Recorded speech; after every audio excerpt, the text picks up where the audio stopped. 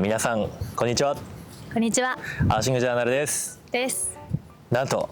とうとう目的地のサンディエゴに到着しました。到着しました。いやー、なんだろう、あっという間だね。本当にあっという間でしたね。マジであっという間だった。あっという間すぎて、あれもサンディエゴみたいな。そう本当に、一つの場所に1週間ぐらい滞在したビーチとかもあったんですけど、基本的には次の目的地っていう感じで、こう移動してやっていたから、より早く感じたのかなって思う、私は。そうだね。後ろに映ってるバンでずっと旅してきたんですけど、特に何も故障もなく大きなトラブルもなく、それはめちゃめちゃについてると思う、俺ら。すごいついてる。りょうたがね気をつけて運転してくれてたのと、メンテナンスもこまめにしてたからっていうのは大きいと思うんですけど、素人ながらだけどね。だからオイルチェックしたりクーラントチェックしたり、そのくらいで俺ができたの。あとはなんか普段運転してて、あれちょっといつもとエンジンの音が違うなとか、吹き上がりがちょっと悪いなとか、そういう部分はちゃんと気を使うようにはしてたけど、ここに油さしたりこれを外してなんかメンテナンスしたりっていうのは正直素人で、ツールも持ってないからそういうのはできなくて、できる限りのことは素人目線でやってみた。でもその結果、何事もなく無事来れたっていうのはすごいことだと思う。アメリカ入る時に、何かしら、車壊されたり、盗難にあったりとか、車が途中で止まったりっていうのを結構想像してたの。俺もそれもね、何事もなく行ったっていうのも、こんなにあっという間だったんだって感じたポイントの一つなのかもね。確かに、なんかスムーズに全部が進みすぎて、なんかあれみたいな、あっけなく終わってしまったっていう、確かにそんな感じだわ。アメリカが今結構治安が悪いっていう風に日本にいる時から聞いてたから、そこは不安が大きかった部分だったんですけど、確かに治安も全然思ってたよりもね、問題なく、全然問題ない。私たちがこう海岸沿いをずっとね進んできてたので、内陸の都市部の方に行ったら、もっと治安が悪くなると思うんですけど、海岸沿いをこうロードトリップしてる分には全く問題ないなっていう風に感じました。あとはしっかり俺らでセンサー張ってたよね。そうだね、気をつけてた。なんかここ雰囲気悪いなっていうところは離れるようにしたし、なんか変な人がいたらしっかりこう目線を配るじゃないけど、なんていうの、警戒してたっていうのはすごくあると思う。そうだね。あとはやっぱローカルの人とやっぱ喋るっていうのはでかい。特に駐車場とかそういうとこでね、毎日いる人っているじゃん。面白いことにバンとかキャンパー生活してる人多いんで、特にサーフスポットとかだと、あ、この人毎日ここいんなっていう人が必ず1人2人はいて、でそういう人たちとこう話したりすると安心じゃん。それなりに、見てくれてるんだなっていうのもあるしさ、で俺らの番もすごい目立つから。そうだね。じゃあアメリカでさ、ここ治安悪いなって思ったのどこだった？私的には入ってすぐクレセントシティ。そう、一緒、カリフォルニア入ってすぐのクレセントシティっていう街があって、そこが結構、なんかサーフショップのスタッフさんが数日前に強盗に入られたとか聞いたり、なんか駐車場もちょっとなんか治安悪い感じ、なんか街も廃れてて、寂しげな雰囲気を出してたよね。出してて、でカリフォルニア入ってすぐそれだったから、カリフォルニアやばいんじゃない？確かに俺も思った最初。もうこっから結構もう危険と隣り合わせの生活じゃないって思ったら、下に下がっていくにつれてやっぱリゾート地になってるので、そうだね、やっぱセキュリティとかもちゃんとしてて、心配はなかったです。特に LA からこの辺あたりは、もう基本的にお金持ってる人も多いし人も多いから、そういう心配はほとんどなかったね。あと LA とかあとサンフランシスコとかは、治安が悪いってもともと聞いてたので、あんまり滞在しないようにして、っていうところを気をつけてた部分は大きいですね。あとは短時間でも必ずフロントガラスに中が見えないようにする遮光シートを貼るとか、鍵は絶対ロックするし、カーテンは全部閉めて中見えないようにするとか、結構そういうところはこまめに気をつけてました。そうだね。そしたら何も問題はなかった。こまめに気をつけてれば絶対問題ない。そうだね。ちょっと油断するとっぱりロック閉め忘れてたとかで運悪くこう盗難されちゃったりとかっていう風になるんじゃないか。あとはなんか聞いた話によるとなんか結構そのホームレスとかが見張ってて鍵してないとか、鍵を例えばタイヤの上に置いとくとか日本みたいなことやっちゃうと、それを見られてたりするから、そうだね、それで中やられちゃうことがあるんで、絶対に海入る時でもこう首にかけるキーのやつだったり、ロックキーでドアノブとかにこうやっとくやつもあるじゃん、ああいうのとかもなんか壊されて開けられる可能性があるらしく、できる限り自分で持ってた方がいい。あとはマリブとかもなんか結構ホームレスが見ててっていう風に言ってた。私たち5日間ぐらいマリブ路中で滞在してたんですけど、運よくね何も問題はなかったけど、確かにちょっとホームレスっぽい人はちらほら見たので、気をつけた方がいいと思います。はい、そんな感じかな。治安はでも思ったよりそこまで自由社会じゃん。なんか結構さ、なんかピストル持ってる人とか見かけんのかなとか思ったけどさすがになかったね。そう、気づいてないだけかもしれない。こう車とかで煽り運転とか、なんかイラッとした時にこう仕返さない、なんか結構大声で叫ばれたりとかしたじゃん。した女の人にさ、なんかさ後ろ見てなくてさ、左にちょっと無理やり入ったらさ、なんかみたいな感じでさ。覚えてない。結構この辺だよ、女の人。覚えてない。叫ばれたりとか、煽り運転っていうのはそんななかったか。でもあれだよね、例えば道2車線3車線のところで、こっちに行きたいからグイって入ろうとして危ない、そういう運転とかすると、こっちはロードレージっていうんですけど、そういうのが結構活発なんで、それでこっちもなんか中指とか立てたりすると、なんか向こうがこう仕返ししてくる可能性もあるから、ピースでいけば何も問題ない。そういう人は無視して、っていうのも気をつけた方がいいと思います。ついカッとなってもやり返さない。大切。あくまでお邪魔してる。そうだね。っていう感覚でいれば絶対大丈夫だと思いました。はい。治安面はそんな感じかな。じゃああとは金銭面ですね。はい。僕ら最初から2人で貯めた金額300万でどこまでいけるかっていうことで今まで発信してきたんですけど、正直なところ無理でした。サンディエゴまで300万で行くことは。はい、そう、ハワイで最初の時に言ったと思うんですけど、300万は2人で貯めたお金っていうのがあって、その他で、個別の貯金がちょっとあったんですけど、全部が全部2人の300万から出すお金っていうのはもう1ヶ月前ぐらいかにはもうそこを尽きてしまった。っていうのが現状で、ただ旅を始めて初月ハワイ終わった後にその日本で使ってた分も引き落としが最初に来たわけじゃん。それと同じように今回は実際もうすでに300万以上は使っちゃってしまってはいるけど、引き落としが次月中頃なんで実質まだいけたみたいな感覚。そうだね。そうだけど実際使ってる金額はすでに300万超えてますよっていう感じで、企画としては300万でどこまでいけるかってことで発信をしてたんですけど、どうしても僕たちがサンディエゴに行きたいっていう気持ちと、個人の蓄えを持ってたっていうところから、途中から自分たちのお金を出し合いつつ、ここまで来ることができました。あとは、2人の YouTube の収益をプラスにしてたんですけど、私たち個人の YouTube チャンネルもそれぞれあって、私はその旅行 Vlog がメインで、りょうたは寿司のエクスチェンジの、寿司チャンネルがあって、それのそれぞれの収益を、プラスすることにして、それでね、ここまで来れたっていう形になります。だからそこの結論で言うと、僕ら今6ヶ月目に入るんですけど、YouTube で生計を立てるのはできなくはないけど非常に難しい。そうだね。難しい。特にこんだけ他の YouTuber とか溢れてて、自分の発信内容が大きなマジョリティにヒットしないと本当に難しい。なんかもう甘く考えてた。3ヶ月間コンスタントに毎日投稿とかしてればもっとすぐバズるのかなと思ったけど、そんな甘い世界じゃないなっていうのは痛感した。 SNS で稼ぐってことにも夢中になりすぎて、そっちにフォーカスしすぎるとせっかくのこの旅が台無しになってしまうじゃん。だからなんか楽しみたいんだけど、でも旅を続けるためには編集とかもしなきゃいけないっていう感じで、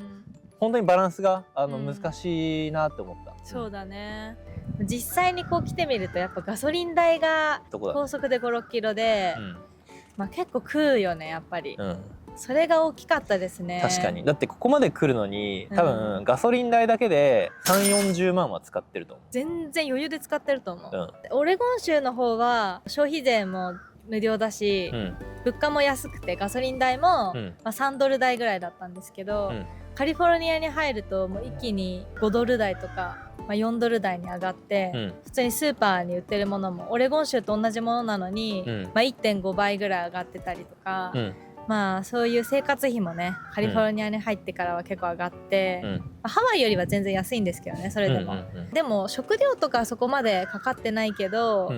やっぱガソリン代ですね、ガソリン代が高かったなっていう印象。確かに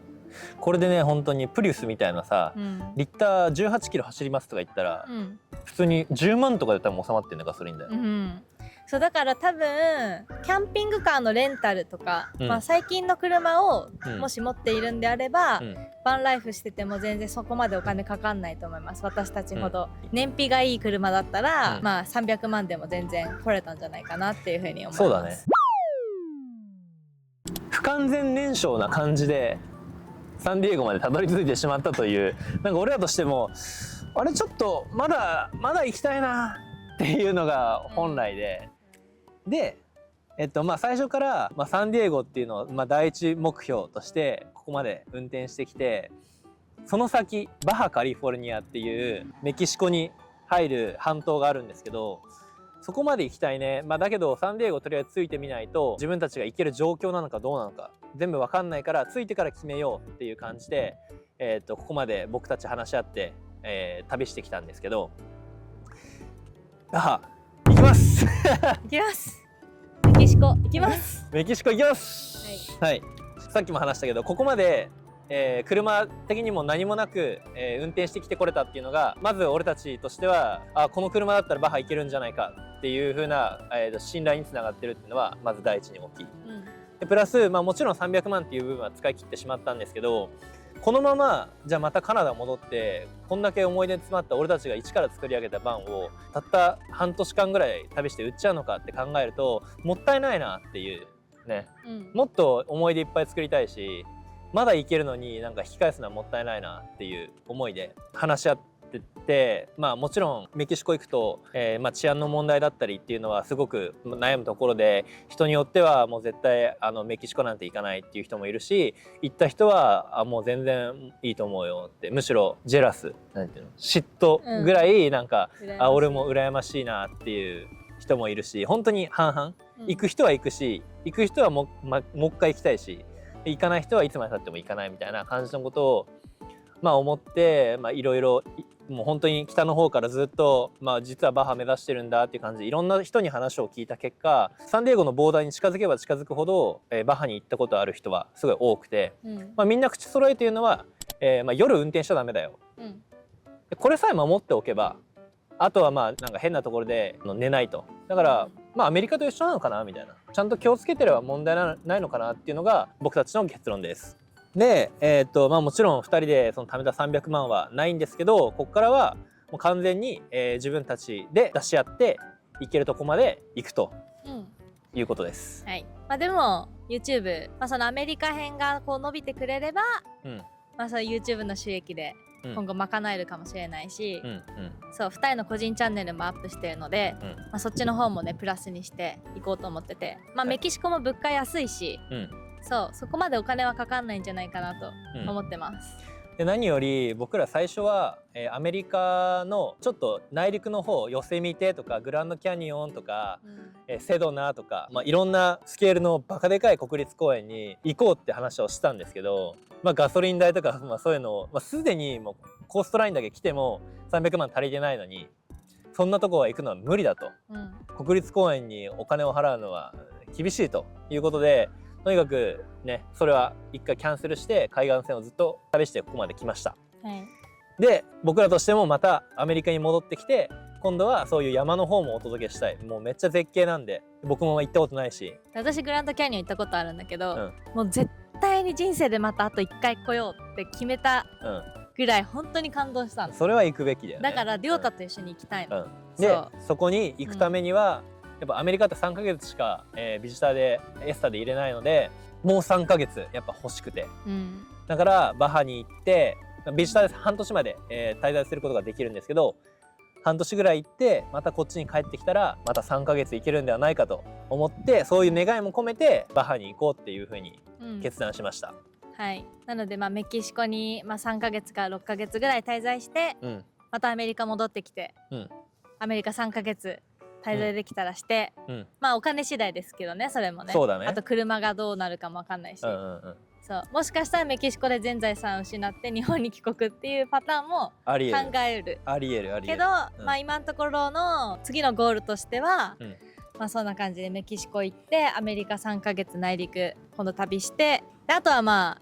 行けなかったサンタバーバラとかリンコンとかでもサーフィンしたい。そう冬のスウェルが入ってる海でサーフィンしたいね。こっちで出会った人たちとも会いたいし、で最終的にはカナダで戻ってきて、またホストファミリーのラウレタファミリーにまた挨拶しに行って、車を売って日本に帰国っていうのが、理想のゴールです。そうだね。でもあれだけどね、メキシコも6ヶ月でこっちに戻ってこないかもしれないよ。どういうこと？もしメキシコ本土ペニンスラからフェリーで本土に渡って下下ってったら、これワンチャンこれ戻るよりグアテマラ行った方がいいんじゃねってなって、中米も行く可能性もなくはないと俺は思ってる。確かに、それはその時次第ですね。だからまだまだ僕らも分かんない、この後。だから楽しみ。行き当たりばったりのロードトリップ、これですね。そうですね。はい。いや楽しみ。そんな感じで。私たちの旅はまだまだ続きます。まだまだ続くと。いうことですね。特にバハカリフォルニアはちゃんと日本人でロードトリップしながらこういう記録を残してる人っていないと思うんだよね。だからどうやってボーダー越えるのとか、物価どうなのとか治安どうなのとか現地の情報はしっかりねアップしていけたらだと思ってます。すごい有益なね、情報になると思う。超有益、超ニッチだけどね。そうだね。ニッチだからこそさ、見てて面白いと思うし、アメリカとは違った雰囲気の、治安だったり、物価調査とかもまたメキシコでもやりたいので、ぜひ引き続きチャンネル登録して応援よろしくお願いします。お願いします。結構本当北から南までコーストラインは全部見てきたけど、あゆみ的にどこが一番良かった？それはサーフィンも街も全部含めてだよね。全部含めたね。私的にはアメリカだったら、もう断然サンディエゴ。もうなんか住みたいレベルで気に入った。特にサンディエゴだったら、スワミズっていうビーチ、1週間ぐらいなんだかトータルいるよね。トータル、滞在したんですけど、もうサーフィンが最高すぎて私にとって、もうロングには本当楽しめる波だと思います。サンオノフレもすごい良かったけど、私的にはサンオノよりスワミズの方が好きでした。わかる。街も綺麗だし、なんか大きい住宅も多いし、で海もすっごい透明度があって綺麗で、アシカとかイルカとかも普通に泳いでるぐらい。魚も美味しい。そう、そっか、魚も美味しい。でヤシの木もたくさん生えてるし、なんかお花もいっぱい咲いてて、でご飯もメキシコ料理とかね、タコスとかそういうのも美味しくて、すごい好きな街だなって思った。で日本食のスーパーもある。日本食のスーパーもある。何でも揃ってる。そうだね。また本当に冬来たいよね。冬来たい。冬来たいです。でもサンタバーバラとかも街はすごい好きだったな。なんかスペイン風の白い建物に可愛いタイルがいっぱい埋め込まれてたり、ブーゲンビリアとかね、お花が咲いてたりとか、サーフィンできないのが惜しかったけど、街の雰囲気はすごい好きでした。そうだね。りょうたはどこが良かった？難しい。サンディエゴは冬の波が上がった時、期待値を込めてサンディエゴと言いたい。ただ今回のこのトリップでってなると難しい。サーフィンで言うと圧倒的にサンタクルーズ、サーフィンで言うとね、ただどうだろうね、この辺も捨てがたい。そうだね、まあ、ブラックスビーチとかショートで有名なポイントもあるし、まあ、でもサンタクルーズのスチーマーレーンは本当にいい波だったね。いい波だった。まあ、たまたまいい波に当たったっていうのは大きいけど、確かサンタクルーズはロングもできるしショートもできるし、すごい良かったね。よかったですね。こうつけがたいですよ。まあでも住みやすいのは多分サンディエゴだと思う。なんかバケーションハウス欲しいもんね、いつかみんな多分こういうとこにバケーションレンタルみたいなハウスがあったらいいなって思う人やっぱいっぱいいると思うんで、ね、こっちにトリップするって言ってもなんかあっち行ってこっち行ってってする人もいれば、正直一つのところに滞在してただ単にサーフィンがしたいだけっていう人いっぱいいると思うんで、なんかみんながウィンウィンな場所があればいいなってめちゃめちゃ思う。そうだね、ビジネスじゃなくてみんなでお金出し合って、じゃあ年間の日数振り分けて、で来た人がみんなここに泊まれるようななんかスペースっていうのはなんか将来的にはやりたい、めちゃめちゃやりたい、じゃあサンタクルーズと、まあ、サンディエゴあたりか。そうだね、その辺になんかあったらもう最高だね、やっぱりでもやっぱ北カリフォルニアも良かったけど、やっぱ南カリフォルニアが私は好きだな。特に夏はね、南国が好き、もうあったかいとこが好きだから私、そんな感じです。そんな感じですね。ここまで応援してくださったフォロワーの皆様、本当にありがとうございました。本当毎回コメントくれる方も、DM でね見てますとか楽しみにしてますとかねくれる方もいて、そういうコメントをいただくたびに、あ、見てくれてる人ちゃんといるんだって、なんかこうやる気になるというか、そうだね、すごい励みになってて、疲れてても、編集しようってなる気力にすごいなりました。本当に皆様のおかげでここまで来れたと思います、本当にありがとうございます。次はねメキシコで見てる人がもっと楽しいと思ってもらえるような動画をこれからも頑張って作りますので、引き続きチャンネル登録、高評価、コメント、応援よろしくお願いいたします。よろしくお願いします。じゃあね、この後は、またサンディエゴのね魅力だったりっていうのを紹介して、でその後はメキシコに渡ります。国境越えがねどうなるか、多分メキシコはそんな気にしてない。俺逆にあっちメキシコから帰ってくる時がちょっと心配。そうだね。メキシコ入ったすぐのティファナっていう町がね一番危険な町って呼ばれてる、犯罪率が一番多いんだって。一番多い、殺人率が一番多い町みたいなので、そこを通過して、私たちが無事に生きて帰ってこれるのか、大丈夫お届けしますので、ぜひ楽しみにしててください。では最後まで見ていただきありがとうございました。ありがとうございました。次の動画でお楽しみに。バイバイ。